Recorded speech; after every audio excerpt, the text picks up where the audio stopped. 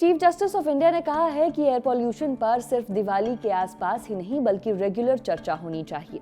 महीने में कम से कम 2 बार इसकी समीक्षा की जाएगी। 1 दिसंबर को सुप्रीम कोर्ट में एमसी मेहता की याचिका पर चल रही सुनवाई के दौरान ये बात कही गई है। उन्होंने कहा कि दिल्ली एनसीआर में प्रदूषण की स्थिति को देखते हुए वो चुपचाप नहीं बैठ सकते। सुनवाई के दौरान उन्होंने जोर देकर कहा कि ये नहीं माना जा सकता कि इस समस्या का कोई समाधान नहीं है। इसके अलावा कोर्ट ने बढ़ते एयर पॉल्यूशन पर केंद्र सरकार और संबंधित एजेंसियों को फटकार भी लगाई। कोर्ट ने एयर पॉल्यूशन के लिए सिर्फ किसानों को जिम्मेदार ठहराने पर आपत्ति जताई।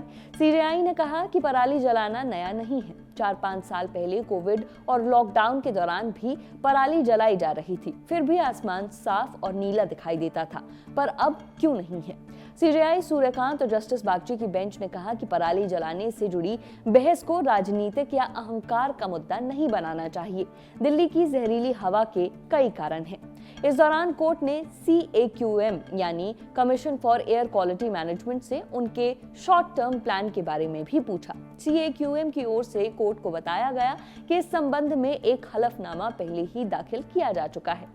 ASG ऐश्वर्या भाटी ने बताया कि केंद्र सरकार सभी एजेंसियों की रिपोर्ट के आधार पर एक्शन टेकन रिपोर्ट दाखिल करने को तैयार है। इस पर सीजेआई ने कहा, हम हाथ पर हाथ धरकर नहीं बैठ सकते।